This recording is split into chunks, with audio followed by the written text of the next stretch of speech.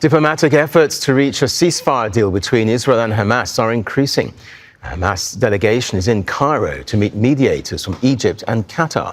CIA Director William Burns is also there. The Israelis have yet to send their delegation, and it's not clear when that will happen. Sticking points remain as Hamas demands Israel ends the war in Gaza permanently. That's something Prime Minister Benjamin Netanyahu's government is refusing to do. And in Israel, the government is under mounting pressure. Thousands gathered in Tel Aviv to attend a weekly anti-government protest against Israel's handling of the war.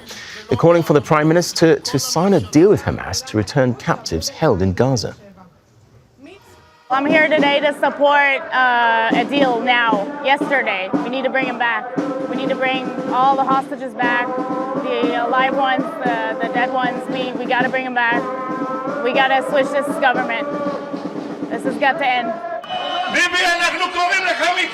Netanyahu, we call you to reach a ceasefire deal which secures the release of all captives. You're taking more time so you and Ben-Gvir can stay in power. You don't care about the 133 or 132 captives. An operation in Rafah will cause the death of the captives. You don't have mandate to kill 132 citizens of Israel.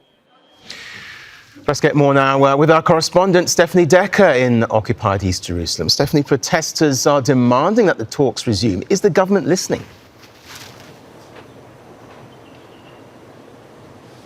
Well, you heard there, and if we break down their demands, some of them are calling for early elections, some of them are calling for the government to step down, for Netanyahu specifically to go, that he is responsible for October the 7th, for the captives to come home, for any deal at this point, at whatever it costs, to be made. So are they listening at this point in time? I think we can say no.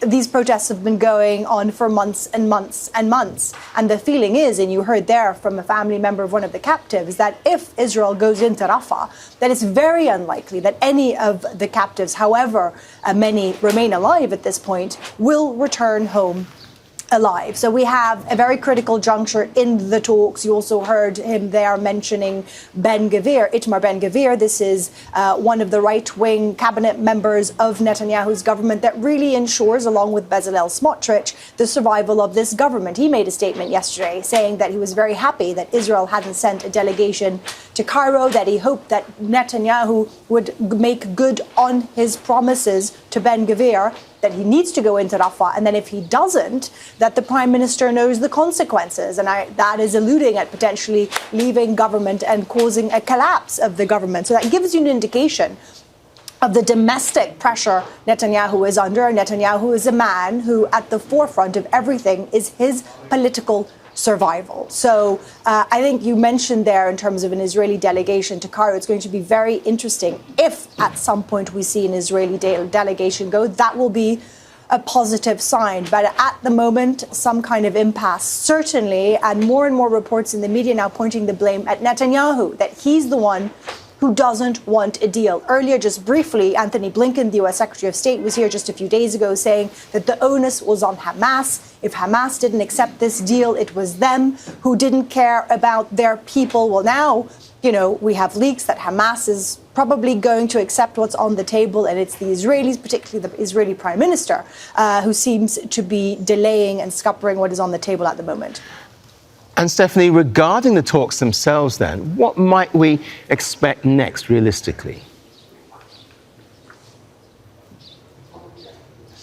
Well, they resume today in Cairo. You mentioned there, you still have the head of the CIA, William Burns, in Cairo, along with a Hamas delegation. There will be intensive negotiations ongoing, also pressure on the Israelis, because as we know, the Americans and the Egyptians and the Qataris also have made it clear that they want no Rafah offensive. So we're going to have to wait and see what comes out. At this point, it's not only waiting for Hamas, what they have to say, even though the Israelis say we need a positive from Hamas before we send a delegation. There's a lot happening in Israel. We have a cabinet meeting at 11 a.m. local. That's in about 3 hours' time. Sometimes the Prime Minister makes a public statement. We'll wait and see what he has to say. But it's an impasse at the moment, critical times, and it could go either way. We're going to have to wait and see how the days unfold. In occupied East Jerusalem for us, Stephanie, thank you. Make sure to subscribe to our channel to get the latest news from Al Jazeera.